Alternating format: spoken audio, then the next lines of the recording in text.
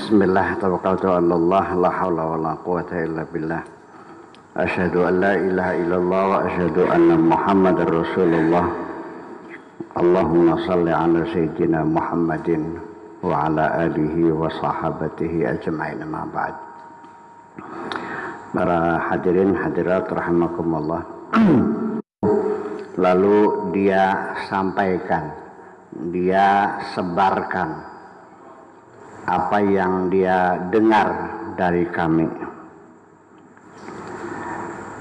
Farubba muballighin, banyak sekali seseorang yang menyampaikan berita itu aw'a, lebih sadar, lebih persis, lebih tepat min sami'in, dari yang mendengarkannya. Rawahu Tirmidzi wa qala haditsun hasanun sahih. Hadis ini menjelaskan bahwa kita dianjurkan oleh Rasulullah dengan doa, mudah-mudahan orang itu diberikan pencerahan oleh Allah, yang suka menyebarkan ilmu, informasi, pengetahuan yang dia dapat dari kami disampaikan kepada orang lain. Jadi ini bahwa membangun satu komunikasi, Kanjeng Nabi paham bahwa membangun komunikasi yang produktif itu penting dalam membangun informasi. Oleh Rasulullah didoakan mudah-mudahan orang itu diberi cahaya oleh Allah. Artinya maksudnya didorong, maksudnya beliau sangat berterima kasih sekali apabila orang itu dengan sukarela menyebarkan dimanapun. Mulut Kanjeng Nabi satu, betul nggak? Matanya dua, kupingnya dua. Tidak mungkin Nabi bisa melayani, membangun jaringan informasi pada masyarakatnya sendirian. Masih harus ada yang ikut berpartisipasi. Menyampaikan pertemuan langsung, face to face. Ya, belum ada alat telekomunikasi, belum ada telepon, belum ada HP, belum ada internet, belum ada. Jadi penyebaran berita itu melalui pertemuan langsung. Maka satu media yang paling mendukung penyebaran informasi itu adalah Kanjeng Nabi sangat mendorong umat Islam untuk selalu sholat berjamaah.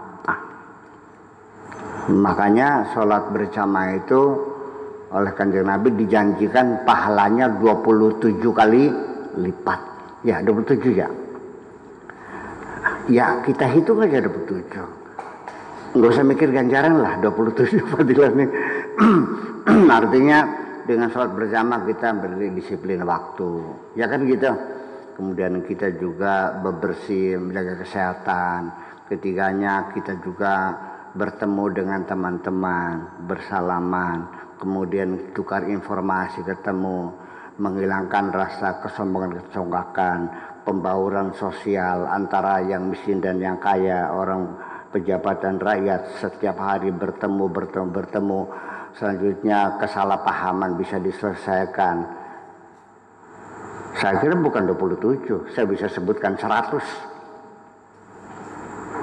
Ya, kalau kita ngitung seperti ini, sampai ngitungnya pripun 27 pahalaku. Apa nih ngitung aku? Nah, itulah makanya karena bagaimanapun juga dan Nabi sadar pada waktu itu. Jadi maksud saya, yuk kita melakukan apresiasi, studi psikologis bahwa Nabi itu cerdas banget loh. Ya, orangnya cerdas banget, melampaui zamannya. Di sini dikatakan farubba muballighin aw amin sami'in. Jadinya orang yang mendengar langsung apa yang dia dengar dari kami, ya, berhadapan lalu dia sampaikan kepada orang lain, sudah pasti orang yang melihat, yang terlibat dalam suatu peristiwa akan lebih paham ya daripada orang yang hanya sekedar menerima informasi. Orang mendengarkan blindeleng cakap kita cakap-cakapik. Iya kan? Bapak-bapak ngaji, terus sampaikan kata Buya Sakur begini. Kan mereka nggak ngelihat saya pakai baju apa. Betul nggak? Duduknya bagaimana, orangnya seperti apa, tangannya nuding-nuding tak beli. Ya kan? Apakah dengan tersenyum, apakah dengan melotot.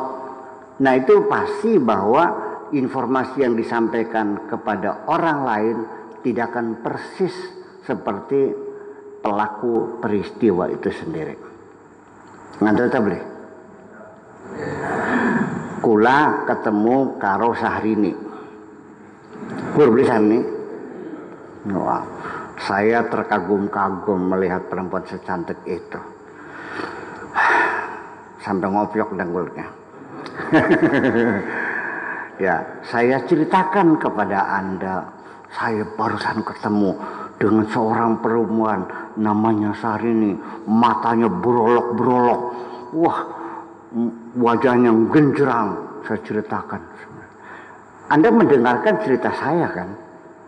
Tidak mungkin akan mendapatkan tingkat kesan seperti apa yang saya melihat sendiri. Percaya nggak? Susut informasi ini. Susut. Nah, mari kita buktikan ketika Anda sebagai seorang pelukis, hebat melukisnya, apa yang citrakan orangnya begini. Lalu Anda lukiskan dalam imajinasi Anda, mendengar informasi dari saya, ada seorang yang cantik jelita namanya Sahrini, sampai bicara sampai 6 jam menceritakan kecantikan itu, lalu Anda lukiskan dalam gambar ya dari imajinasi, lalu ditampilkan dalam bentuk gambar yang bagus. Begitu Anda lihat kepada saya, Pak Kiai, seperti inikah orangnya, saya pasti akan mengatakan tidak seperti ini. Wis paham blikin ke? Itu persoalan. Jadi kita anak sudah berapa tahun sampai sekarang? Ini abad ke-7 ya. Sekarang abad ke-21. 14 abad yang lalu. Waktunya sudah 1400 tahun yang lalu. Tempatnya jauh nggak? Jauh. Di mana tuh? Di Jazirah Arabia. Berapa kilometer perbutulan dengan Mekah? Iya kan? Situ. Ditambah lagi bahasanya di sana pakai bahasa apa? Sampaiannya bahasa apa? Di sini orang kadang-kadang tidak menyadari adanya kerawanan seperti itu. Jangan sekali-kali beranggapan Anda merasa paham persis seperti pelaku pada zaman itu, seperti sahabat yang melihat langsung Nabi Muhammad SAW berbicara seperti apa. Ditambah lagi sabda-sabda Rasulullah ini juga dicatat, ditulis, dibukukan itu pada abad ke-8, abad ke-9. Sudah 100 sampai 200 tahun yang lalu. Yuk kita mulai menghitung. Ini tahun berapa nih? Oke. Sudah ada YouTube ya? Ada rekaman, pakai video segala macam. Sangat akurat sekali. Tetapi ketika 200 tahun kemudian anak cucu kita, apakah akan persis seperti ini? Apalagi tanpa tulisan, tanpa rekaman, tanpa elektronik, hanya katanya. Maka tolonglah bahwa farubba muballighin aw abisamian ini artinya seperti itu harus kita sadari. Jadi aja baik ngotot seperti kita tahu persis. Nyong katanya aja ngotot kedingkah. Nah, ini. Jadi artinya kita harus mulai belajar arah pembicaraan saya ini ujungnya menjurus pada upaya untuk memperkecil, ya, menutup kemungkinan perpecahan di antara kita yang sifatnya hanya dugaan, informasi-informasi, dan itu pun tidak berdasarkan fakta yang akurat, tetapi juga sudah mulai proses penafsiran. Saya cerita lagi mungkin. Lagi sholat, lagi kunut, ditepak pundak saya. Bid'ah. Coba. Ayo, mangkal dulu. Mangkal dulu sampai ditepak pundak ya. Dok beli gini ya. Niatnya otak jotos ini Bapak. Begitu saya salam, malah dia yang mendahului saya. Disuruh siapa? Saudara baca kunut di masjid ini. Memang salah masuk saya. Itu kan bid'ah. Terus Nabi kan tidak pernah subuh itu kunutan. Saya bilang, kamu kencang banget. Pernah ketemunya kapan? Ya kan katanya. Koplok sih memang. Katanya dia kencang bisa enggak? Yang katanya ketika orang yang tahu sendiri pun belum tentu dia bisa menyerap 100% dari ide-ide yang disampaikannya. Nih, berapa orang yang hadir? Ada 60 ada, 90 ada 70. Yang hadir 70 orang. Mungkin enggak pemahaman 70 orang itu sama, selevel dari ngaji ini? Ya tidak. Yang sarjana lain, yang sudah jadi dosen kayak yang saya di lain, yang baru tamatan SMP ya lain, sing babar pisan di sekolah-sekolahan ya sejen maning kan mah. Ada yang bisa menyerapnya 100%, ada yang 50%. Itulah kondisi sahabat juga sama seperti kita. Makanya disitulah banyak kemungkinan yang menjadi catatan bagi saya bahwa ide besar Kanjeng Nabi ini isinya mah bahwa dalam membangun satu masyarakat madani, civil society, itu diperlukan adanya jaringan komunikasi. Itu. Dan yang kedua, bahwa komunikasi ini tidak akan bisa sampai kepada penghujung itu persis 100% akan kebenaran. Itu. Dari kata kon cerdas beli kenyang Nabi ke. Cerdas beli kamu dong. Cerdas. Iya. Ya itu. Segini cerdasnya nih pada zamannya Kanjeng lebih banyak yang menghina, banyak yang mengejek, bahkan banyak yang mengatakan orang gila kok. Sampai Nabi-nya sampai kadang-kadang Nabi sampai mungkin meriang dia, jangan-jangan bener sih gila nih. Saking kakek ngomong edan sih, apa iya?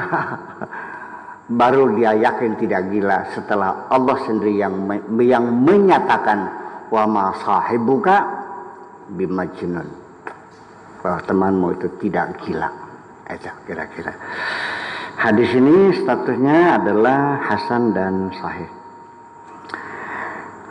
Jelas? Bapak jelas semuanya? Yalah. Ini hadis ini 1400 tahun yang lalu.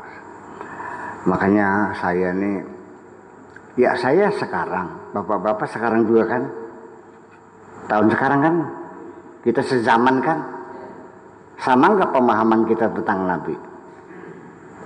Beda kan? Iya. Ada yang memuliakan Kanjeng Nabi sebatas hanya fanatisme, ada yang memuliakan Nabi sampai kepada mengkultuskan, sampai ngomong uyo Kanjeng Nabi kah kang urap ku jauh, ya kan? Ya, cuci muka dengan kencingnya Kanjeng Nabi. Ada kan hadis begitu kan?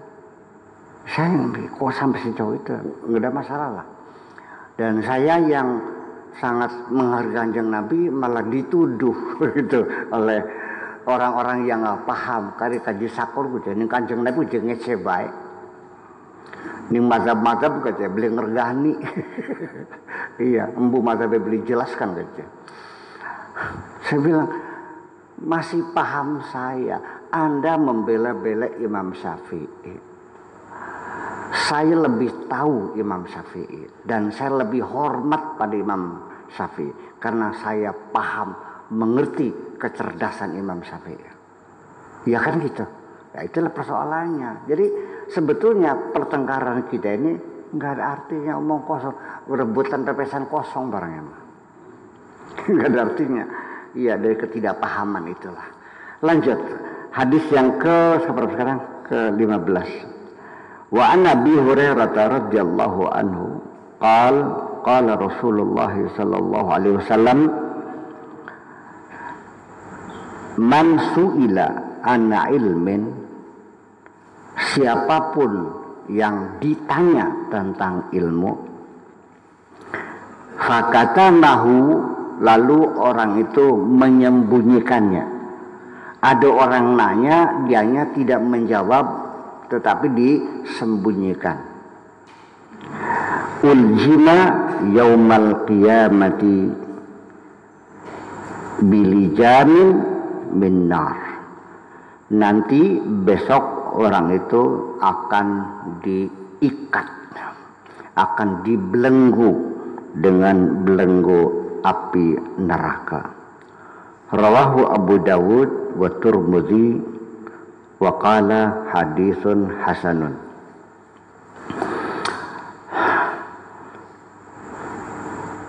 saya mau nanya ini hadisnya saya mau nanya seperti apa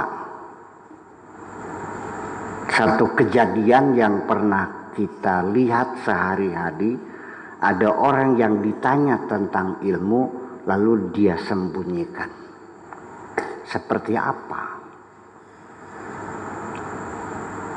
nah ini kan kalau saya kasih contoh ada seorang menanya kepada kiai, Pak Kiai, jare memegang kemaluan itu membatalkan wudu. Saya nyenggol tapi bukan dengan tangan, dengan sikut senggolannya. Pak Kiai, batal enggak hukumnya wudu saya? Bawa berkiang tinggal lunga, orang dijawab. Mungkin enggak terjadi?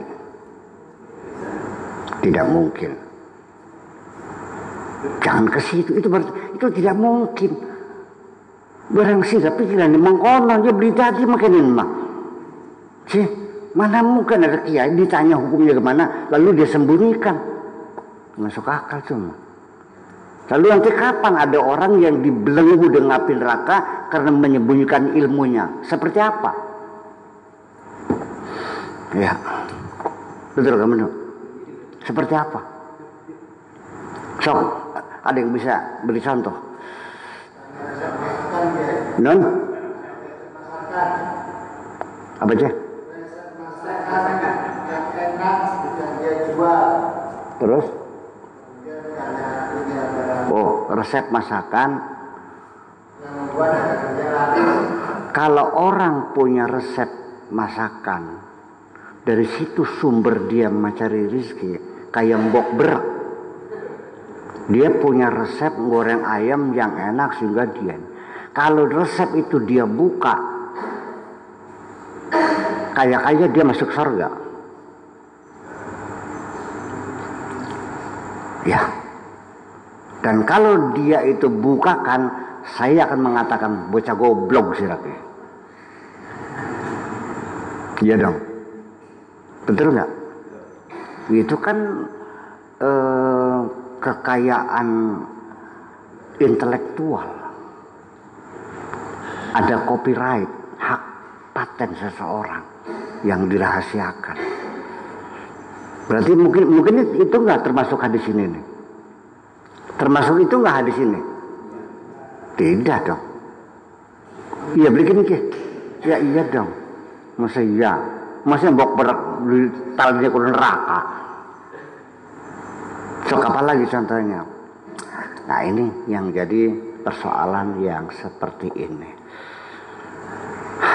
Jadi menyembunyikan yang seperti apa?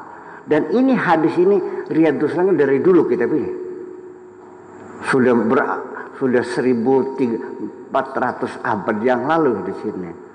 Tapi pernah nggak ada yang mengorek maksudnya hadis ini apa? Enggak. Iya, ya. Dalam masalah Perbudakan. Terus? Kalau kita menjaga keluarga, intinya jumlah masyarakat yang ada dulu. Nah, sekarang sampai sekarang ada kecenderungan ya kita tidak mau membicarakan itu karena itu dianggap sebagai agak suatu kelemahan Islam. Oh iya. Kalau itu mah bukan menyembunyikan keilmuan itu mah. Nggak juga, malah orang itu berarti niatnya baik ya, ingin membela Islam gitu. Jangan sampai, tetapi itu juga berarti dia sendiri salah paham. Berarti dalam dirinya dia meyakini Islam lemah.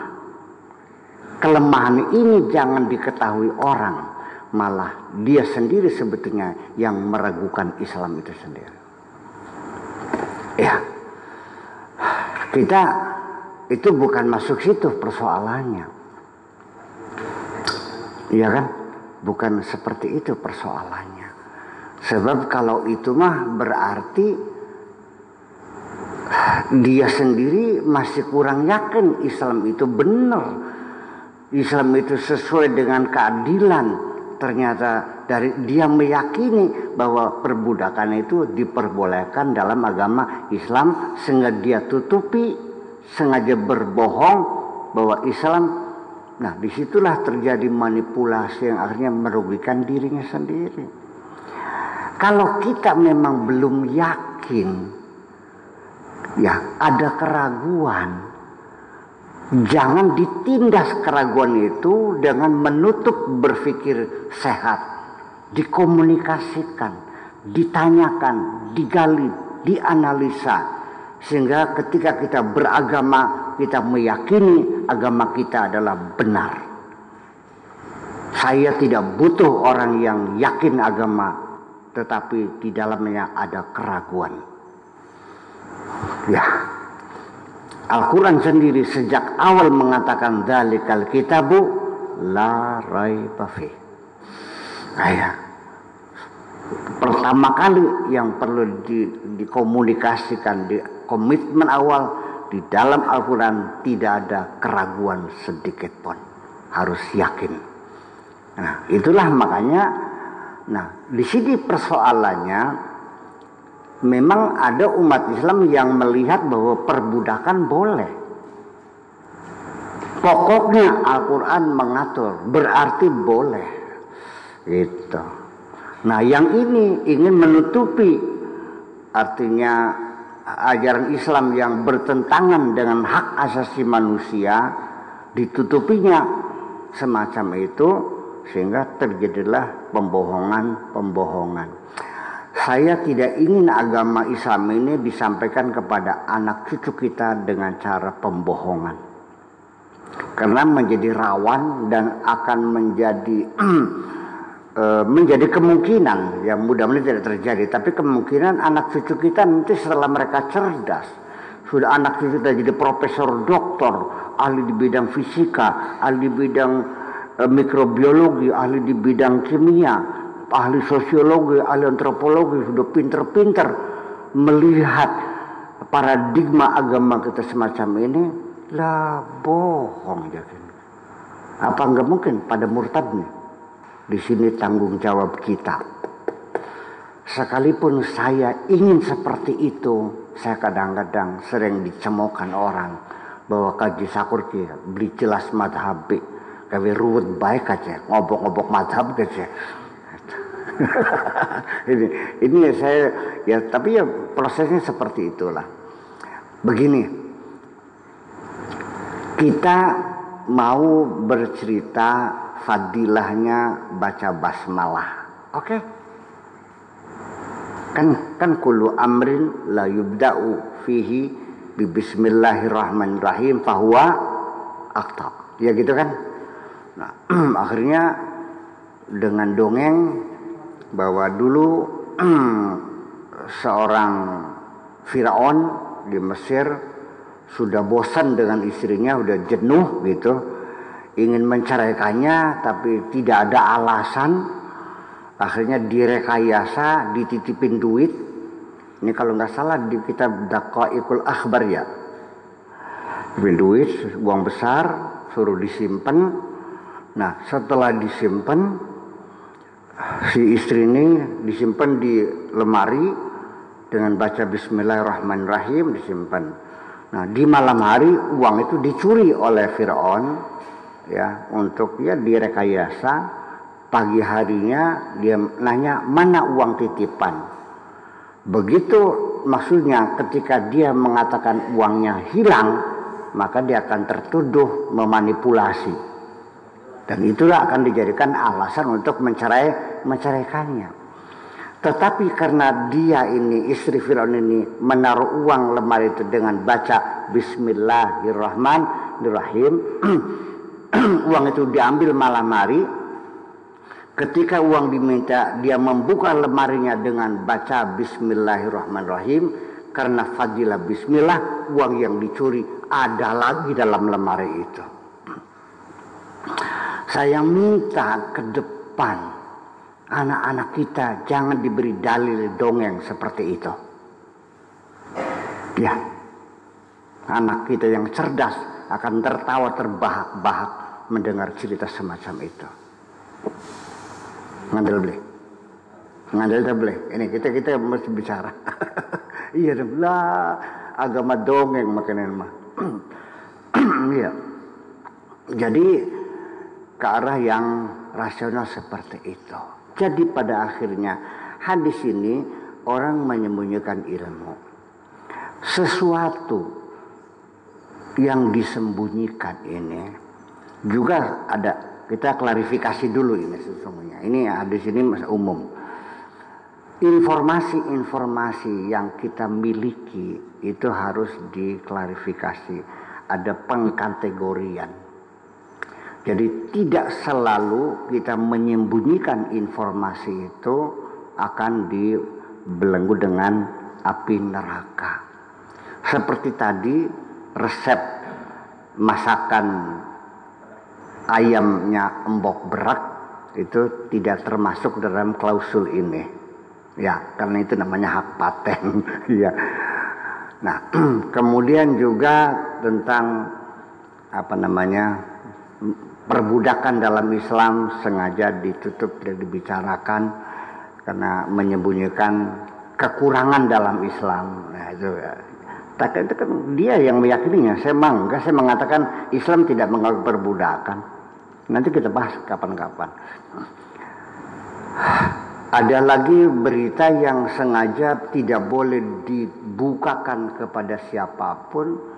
Karena memang berita sifatnya sudah bersifat konfidensial. Ya. Yang tahu hanya orang-orang terbatas. Di atasnya lagi ada informasi yang sifatnya secret. Yang diketahui oleh beberapa orang saja terbatas. Dan ada lagi namanya top secret. Rahasia yang sangat top. Yang tahu hanya satu orang. Di negeri ini namanya presiden. Ya, ini ada sanksinya malah kalau berita ini dibukakan. Harus dirahasiakan. Banyak informasi yang harus tergantung dari sifat berita itu sendiri. Biasanya dalam surat menyurat itu ada tulisan top secret. Ada lagi secret stempel, ada lagi confidential terbatas. Itu kalau tukang pembantu ya boy office itu membuka surat itu bisa masuk penjara kalau ada confidential itu nggak boleh aturannya. Nah saya kira tidak termasuk dalam ini. Iya dong. Kemudian juga informasi-informasi yang bisa menimbulkan kegaduhan. Kita tidak menyebutnya konfidensial, tapi memang sifatnya akan menimbulkan kegaduhan. Nah, makanya yang jadi persoalan kita ini adalah suatu benih awal dari pemikiran Kanjeng Nabi yang sekarang dikejawantahkan dalam pemikiran modern, bahwa ada namanya hak itu public information, bahwa informasi itu menjadi hak publik. Orang harus tahu apa yang terjadi di negeri ini. Ya, makanya public information ini menjadi hak asasi bangsa, sehingga undang-undang di negara Amerika, apabila berita itu yang tadinya confidential, yang dulunya secret, maka undang-undangnya kalau sudah 50 tahun harus dibuka kepada publik, tidak boleh disembunyikan. Nah, ini dia. Termasuk adalah kasus Gestapo 30S. Sekarang di lembaga CIA Amerika, ya, lembaga Intel Amerika sekarang dituntut untuk dibuka kepada publik. Itu hak informasi publik ini. Jadi tidak boleh disembunyikan. Paham kira-kira? Kenapa? Karena sudah kadaluarsa, diharapkan sudah tidak akan menimbulkan gejolak. Betul nggak? Sekarang, nanti ini saya cerita ini hanya sebagai contoh, tapi nanti jangan dibahas contoh ini, karena nanti persoalannya lain. Ya, kira dulu persoalannya lain. Sekarang kasus pembunuhan Munir, hasil tim gabungan pencari fakta TGPF dinyatakan arsipnya hilang. Pernah dengar nggak? Kenapa? Di tangan siapa sekarang? Kinbu si pribadi mana? Nah, ini termasuk uljima yaumal qiyamah bili jamin minan nar, karena menyembunyikan satu kebenaran. Paham? Ya. Ini kan nyawa orang mati, pengen tahu yang bunuh siapa, bagaimana. Arsipnya hilang. Di arsip nasional nggak ada, di staf sekretariat kepresidenan nggak ada, kemana lari? Iya kan?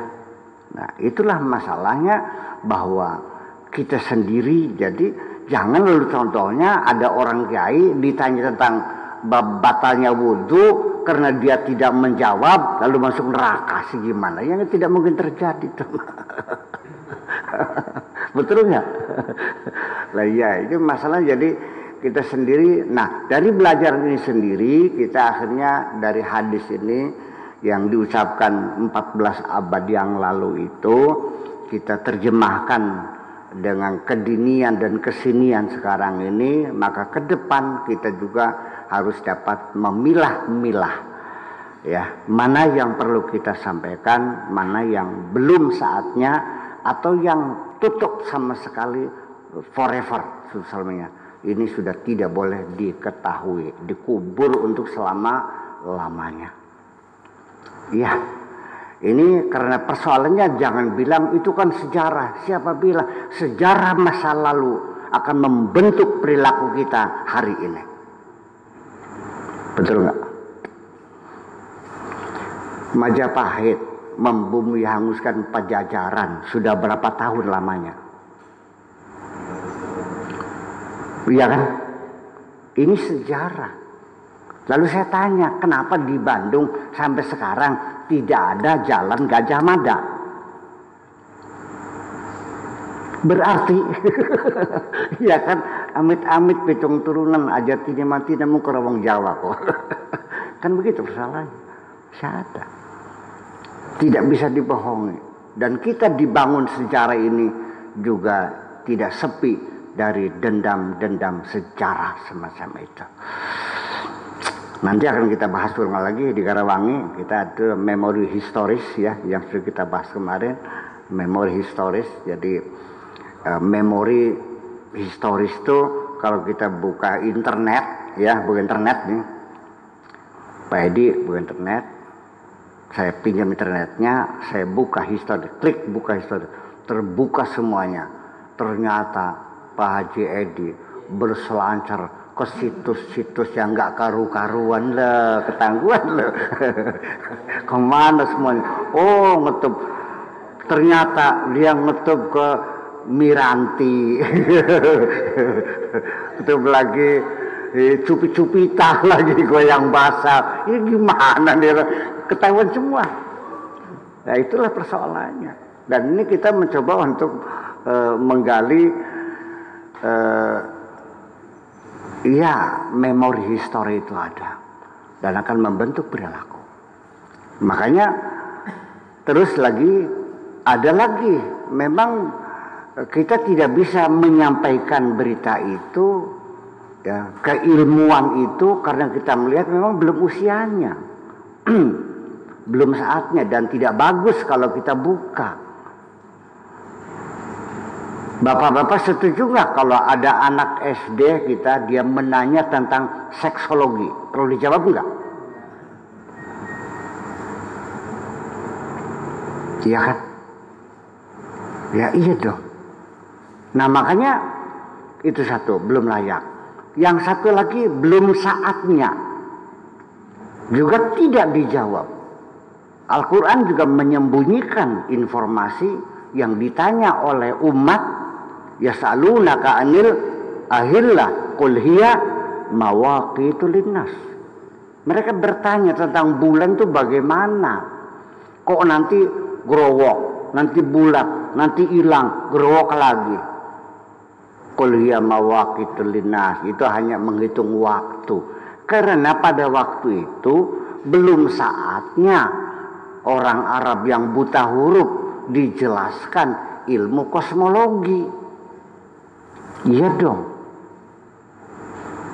Belum saatnya orang Arab waktu itu dijelaskan bahwa sebabnya gerhana matahari itu karena bulan berada di garis tengah, ya, pas di garis lurus antara titik tengah matahari dan titik tengah bumi.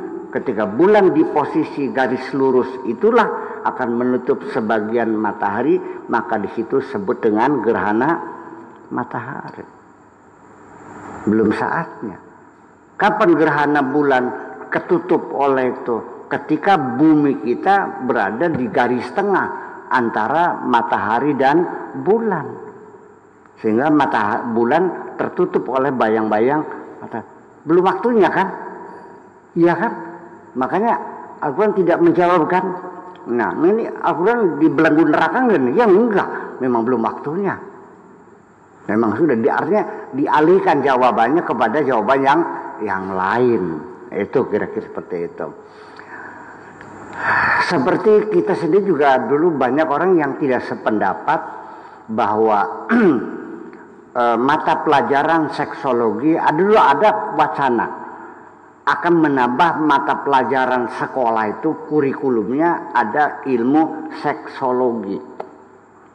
Mungkin tujuannya adalah untuk mendewasakan anak sekolah supaya menjaga kesehatan seksual, mengenali penyakit-penyakit kelamin, akibat hubungan bebas, akibat melacur. Ide itu bagus, ya kan? Tetapi dari sisi yang lain, kita melihatnya belum waktunya anak-anak sekolah untuk belajar seksologi. Sebab nanti jangan-jangan dengan pengetahuan itu akan mempercepat kedewasaan anak-anak kita, betul nggak? Apalagi nanti istilah-istilahnya yang jorok-jorok gitu. Lalu berargumentasi, ya sudah, kalau itu kalimat tabu, ya kita pakai istilahnya, pakai istilah bahasa asing saja, jangan pakai bahasa lokal, barangkali maluma. Jadi sebutkannya penis gitu, jangan pakai bahasa Jawa. Kalau ini namanya klitoris, jangan pakai bahasa Sunda. Ini namanya major labia, ini minor labia, ini namanya vagina. Ya kan begitu. Ya sama aja. Nah itulah makanya memang tidak bisa dibukakan karena belum waktunya. Itu saya kira pengertian hadis ini masih kita uraikan sejauh itu. Dari sini Bapak sadar, berarti Kanjeng Nabi pinter nggak nih? Pinter. Kitanya yang nggak paham. Kitanya yang nggak paham. Misalnya membaca maca hadis ngapa kayak omongan bocah sepantar beka. Kayak ngerong kayak maca tulisan bocah sing ponakan sing dasek korengan nggak perasaan dia nggak beringan pak. Iya, segini hebatnya hadis Nabi, segini hebat Al-Qur'annya. Ini saya rasakan umat Islam ini minder sekarang nih. Tidak bangga dengan hazanah, dengan turasul Islami. Tidak bangga, kecil hati, minder. Ya karena kita nggak paham sesungguhnya. Seperti itu. Jadi saya kira mungkin seperti itu. Contoh-contoh yang saya kemukakan tadi jangan dibahas karena itu hanya sekedar contoh saja. Saya tidak masuk kepada inti contoh itu sendiri. Sebagai contoh saja, ya kan gitu. Memang ada informasi yang disembunyikan dan juga saya sepakat harus ada hal-hal yang disembunyikan untuk selamanya. Dah. Demi menjaga persatuan dan kesatuan. Kalau itu malah kalau akibatnya kalau dibuka maka negeri ini akan terpecah belah, maka satu kepahlawanan bagi saya orang yang menyembunyikan informasi yang menimbulkan perpecahan. Itulah sikap yang sangat patriot bagi saya. Dengan istilah lebih baik pecah perut daripada bocor mulut. Itu.